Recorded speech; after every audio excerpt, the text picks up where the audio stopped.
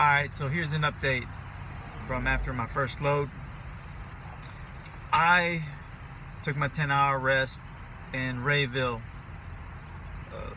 Louisiana, I believe. And my trainer was in Greenwood, Louisiana, just west of Shreveport. So he had to drive 2 hours before he to come meet up with me in Rayville at the pilot. And we left probably around 1 o'clock, headed towards Natchez, Mississippi, to pick up some frac sand there. So we got there right around 3-ish or so. We got there a pretty good time. You know, we didn't have to wait very long. You know, he went ahead and loaded the frac sand in front of me, and then, you know, I paid attention to what he was saying on the CB, and it was my turn. Man, they load you pretty quick. Now, when you're pulling into the scale, you gotta let them know how you want your hoppers to be filled. You know, 35 pounds in the middle and 13 in the back if you're planning to haul 48,000 pounds. There are 3 hoppers, but they'll fill the second one, the one in the middle, and the one in the end, in the very back. Reason is that these hoppers aren't closed, or they're not individual containers. So they're all open, and of course when you're moving around or if you hit your brake, that sand's gonna go forward. So that's the reason they only load the middle and the rear. So there will be sand in that first compartment eventually, or the pour over will push it into that first hopper. You don't really have to worry about it. Once you get loaded, you get your paperwork. We pulled out, closed our manholes, and took our 30-minute break to get that out the way, so that we have plenty of time to drive there to our delivery point and unload. So we were taking it to Zwolle, Louisiana. This was like 4 hours of driving. We did make a pit stop at Mickey D's. I just got me a coffee. He got him something to eat. When we continued on about another hour till we finally got to our location, we had to make this sharp, like 110 degree left turn. Luckily the customer put some gravel there in the middle of the V to, just in case you had to drive off road while you're making that sharp left or sharp right if you're coming out, because we had to do that. And it sucks doing it when it's already dark and you're in the middle of nowhere that they don't have no street lights out there. So we made the turn, got to the entrance of the lease, and it was still probably another 5 miles of gravel road. Gravel road wasn't too bad. We were still driving maybe about 15 miles an hour. Just trees and shrubs on both sides. And I actually got some video of it, so if I can, I'll edit that into this video. And man, it was a lot of steep hills, ups and downs on that lease road. Just before the halfway point of that lease road, we get a truck coming this way, company truck, talks to the trainer that's driving in front of me, tells him something, and then he takes off. And he chimes in on the CB saying, hey,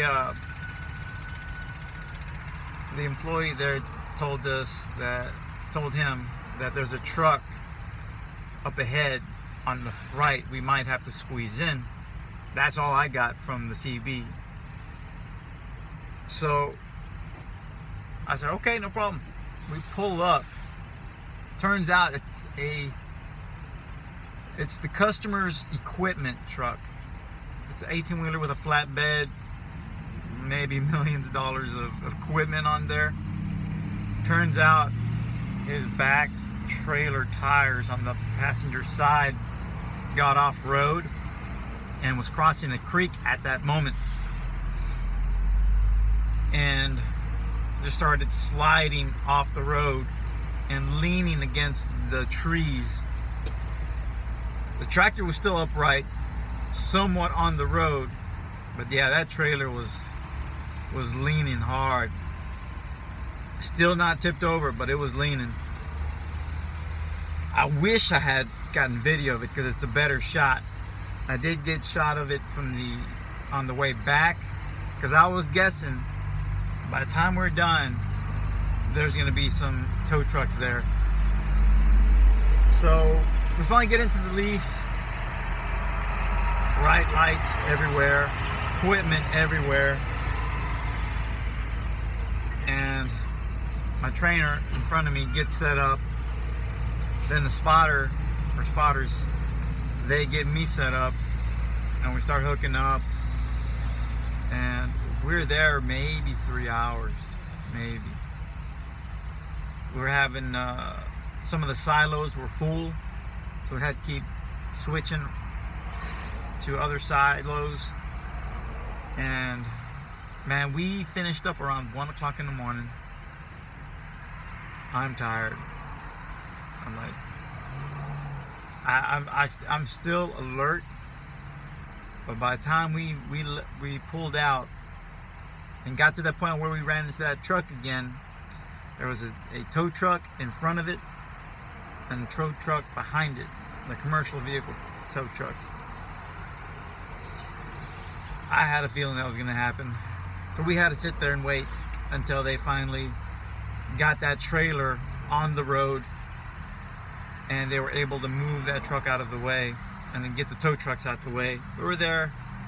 At that point it was 1:20 in the morning. They finally moved that truck at 2 o'clock. Pulled through and just see the damage to the trees and the edge of that creek, the gravel road, that truck's weight did. So, I mean, the truck was still drivable. I don't know what damage was done, but you know, at that point I'm like, I'm ready to go, let's go. Got off the lease. The trainer was behind me. I let him pass me up so he can lead the way, and we drove here to Nacogdoches, Louisiana, where there was a small truck stop. And it's small, maybe 20, 30 trucks can park here. He got a spot, and I got me a spot closest to the exit.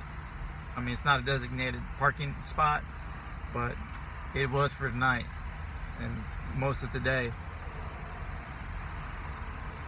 So luckily they have a shower here, a little hole in the wall place. Yeah, I paid $3 for the shower. I needed a shower. All that sand in the air, yeah, I needed a shower. Got in the sleeper berth right around 3:40. Finally knocked out. Woke up a couple of times. Got a call. Got a call from a former coworker. Well, I'll probably call him back in a little bit. Probably wants to know, hey, where you at? Where you been? How's it going? But got some extra sleep. Woke up around 11 in the morning. Got up, stretched my legs, and checked out what was around. I wish there was a gym that was somewhat close. But the thing is, I didn't know if at any moment I was going to get a call to get a load. So spent most of the time here. Now it's a little over almost 5 o'clock in the afternoon. So I've been sitting here since 3 in the morning. Well, parked since 3 in the morning. Got a call from dispatch. It was one load, ASAP load. Unfortunately, they only had one load, so there wasn't one for my trainer. So I said, well, we don't have 2 loads, we just have that one, so we'll let you know when we have 2 for you, and one for you and your trainer. So yeah, that's where we're at now. Sitting tight, waiting for dispatch to give me a call and give me a load. But that's it for now. I'll talk to y'all later. Here we are at Hughes Springs, getting loaded with some 470 white sand.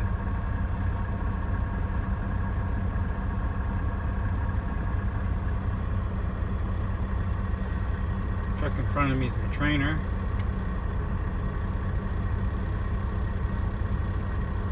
And we're taking this load to Marshall, Texas.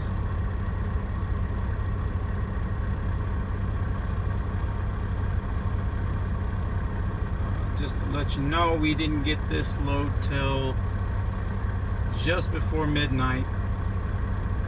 Got ready. Got halfway there, stopped at a Pilot. We're there maybe 30 minutes, fueling up, doing paperwork, and then I get a call saying, hey, well is down, stop somewhere for the day until we let you know. And then around just before 4 o'clock, we finally get the call saying, hey, well's up, go ahead and go get loaded. So that's where we're at now, getting loaded. It's 6:30 right now.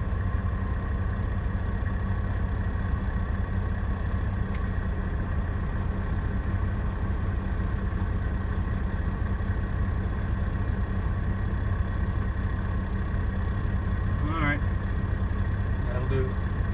I'll give y'all an update later.